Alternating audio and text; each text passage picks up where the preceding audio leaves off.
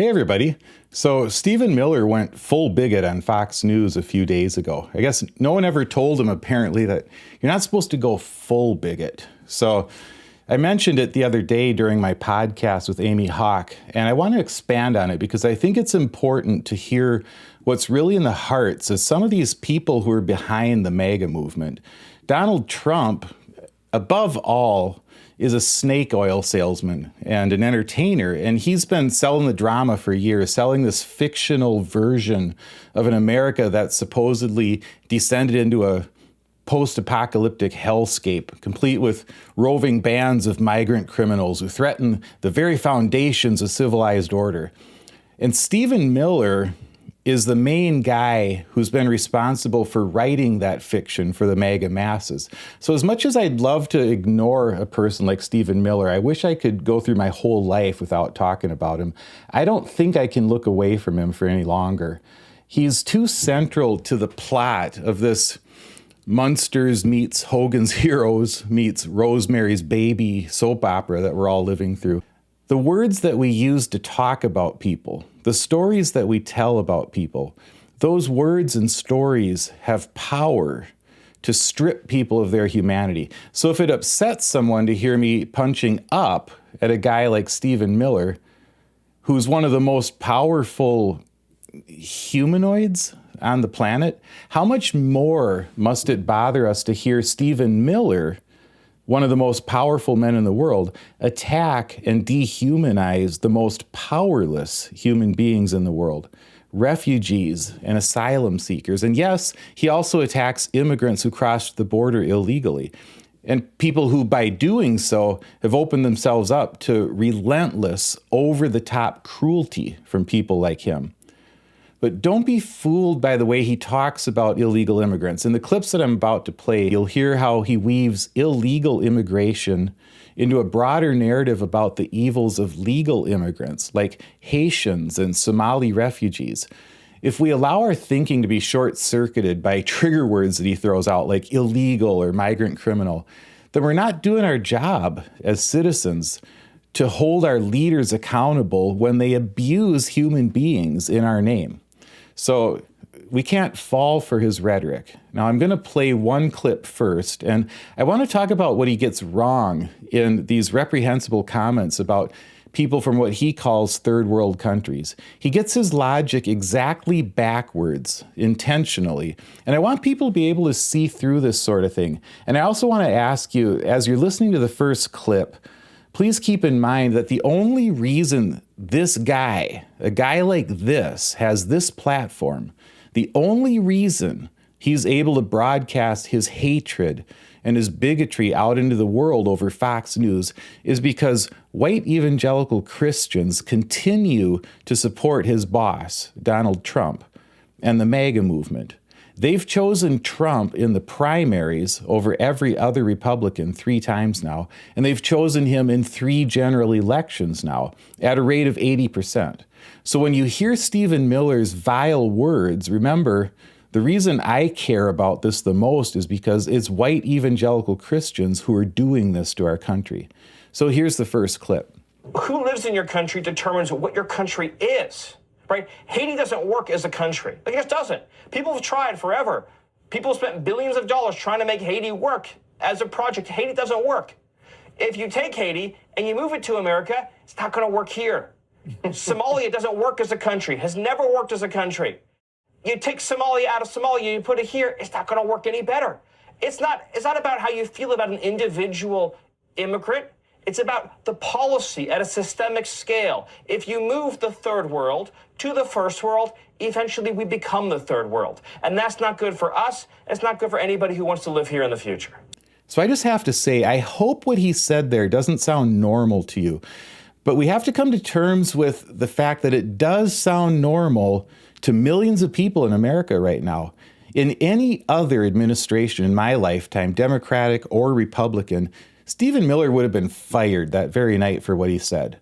But now this sort of moral ugliness is not only accepted, it's become normalized by elected Republicans all across our country. And I fully understand that racism and bigotry have been part of the American story from the beginning. But I was born in 1965. I was born a year after the Civil Rights Act was put into law. So for my entire life, we've been at least trying as a nation, or at least pretending to try as a nation, to reject the sorts of things that Stephen Miller just said. But there have always been Stephen Millers in this country pushing back on any progress we try to make. So here we are now. We're living in a time when the bigots are back in the ascendancy in America, and we're now in this unthinkable place where Stephen Miller's twisted messaging about immigrants is not only normalized, it's become the grand unifying theory of the Republican Party. For many years in both Trump presidencies, Stephen Miller has been Donald Trump's chief policy architect, and he's been his closest advisor on immigration and homeland security. And he also wrote many of Trump's most important speeches over the years. In general, if you listen to old Trump speeches, whenever Trump is talking about sharks with lasers on their heads or windmills causing cancer, that's usually just Trump being an idiot. But when he's demonizing immigrants and when he's using a phrase like poisoning the blood of Americans, sure, he is channeling Mein Kampf, which Trump himself reportedly kept by his bedside for years. But those sections of Trump's speeches were usually written by Stephen Miller. So here are a couple of things that Miller gets wrong in this clip, intentionally wrong. His whole vibe, we have to understand, his whole worldview, whether he says it exactly like this or not, is that America is meant to be a white ethno-state, just like we were at our founding. And I think he'd want to do away with most of the changes that we fought a civil war over. So for someone who thinks like that, for someone who thinks that way, immigration poses a threat. He doesn't use the word brown people in this clip, but he definitely means brown people. He says third world people instead. But the point is the same. He's part of a growing movement to push back against what they call the browning of America. And I have a special interest in this movement because a lot of the people involved in it are Christian nationalist types that I've been studying and talking about for years. And they say it even more clearly than Miller, but they are all singing from the same twisted hymn book.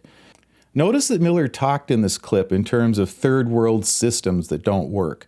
But he gives the game away right at the start when he says, "Who lives in your country determines what your country is." And then he uses examples like Haiti and Somalia as failed countries and says, if you bring those countries over here, then we'll become those countries. And I just really hope that the bigotry of a statement like that is obvious. I mean, man, I hope that bigotry is obvious, because sometimes I see comments that people leave and I wonder, like, what am I even doing here if I have to explain this? If I have to explain why this is bigotry. But anyway, you cannot get more bigoted than to say who lives in your country determines your country, and then apply that to a couple of failed countries and blame the failure of those countries on the type of people living in those countries. And Stephen Miller is a smart guy. He knows exactly what he's doing. And in the second clip that I'm going to show, we're going to see that he not only knows what he's doing, he's taunting the Fox News audience for how easily fooled they are by his rhetoric. But here's my main point about this first clip. Miller gets it entirely backward when he blames the failure of those countries on a type of person. And when he talks about a system of bringing those people into our country, the system he's complaining about is one of bringing in too many of this type of person. The reason those countries have failed is because they're being run by the exact kind of lawless system that Miller is supporting when he supports Donald Trump. People argue about whether it's helpful to call Trump a fascist or a more general type of authoritarian, or whether we should use those sorts of words at all. But here's one undeniable fact about Donald Trump. Donald Trump is a criminal. And before he was ever officially convicted of crimes, which he has been, he's showed for years a basically criminal approach to governing, where he's corrupting every institution to bend it to his will. Donald Trump is a criminal, and he's doing what criminals always do when they have power. They use their power to overcome the law that might restrain them. Trump is a mob boss, like Vladimir Putin, and like the leaders of so many failed states around the world, the kind that Miller is talking about. So Stephen Miller's rhetoric about all of this is just diabolical. It's diabolical in the sense of it's completely inverted. It's completely backwards from the truth. He's blaming the victims of failed states like Haiti and Somalia. He's blaming the people who are trying to flee the lawlessness of those countries, while every day he's trying to help Donald Trump create that very same lawlessness right here. And again, the only reason he gets away with it is because 80% of white evangelical Christians listen to that kind of poison and they say, yeah, I like how that guy thinks. And personally, I find that both disgusting and heartbreaking. So let's listen to the second clip because it's an intentionally asinine argument that he's making. None of what he's about to say is true about the benefits of mass deportations. And I've talked about that before, and I'll talk about it again. But for today in this clip, I just want you to pay attention to the disdain he has for the Fox News audience, the look on his face, the smirk, listen to his final statement about how it's hard to describe the wonders that await you. And you'll see that he doesn't believe a word of what he's saying, and he can't believe that these cretins are listening to him. But he's selling this shtick, and note how Fox News is helping him by playing migrant arrest porn in a loop the whole time that he's talking. So here's that clip. How many resources will be opened up for Americans when the illegals are gone? No more waiting in line at an emergency room? No more massive traffic in Los Angeles? Your health insurance premiums go down? Your public school classroom size will shrink dramatically. They have more time to educate every student. You won't have to compete for public benefits.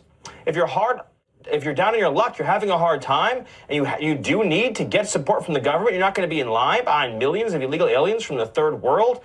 This is going to be such a gift to the quality of life of everyday Americans, Jesse. It's hard to even express the wonders that await for working people. Well, I mean, you had me at no traffic in L.A. So when I played this clip the other day with Amy, one of my listeners commented and made the link between Miller's last line, the wonders that await, and Willy Wonka. And it ticked me off because that's my thing. That's my thing. Stephen Miller doesn't get, that's my thing. I'm the one who gets to throw in random quotes just for fun. But it makes sense that Miller would go there because he's doing a total Willy Wonka thing. He's painting this rosy picture for his followers, a world of imagination. Just imagine. But it's the most twisted imagination you could have. They're literally playing migrant arrest videos while he's enticing his viewers with this world of imagination, where every irritating problem or every nuisance is done away with, all by just simply deporting the bad people who don't belong here, the defectives who can't even run their own countries. So they have to come here and destroy this fairy tale existence that we had going on here until they showed up. And I'd say he would probably say until the Civil War too. So it's just so ugly and it's so disgusting and stupid. And 80% of white evangelical Christians voted for this nonsense. So maybe it's about time that they owned up to their complicity and started to make amends. So anyway, that's all I have to say about that. Thanks for listening.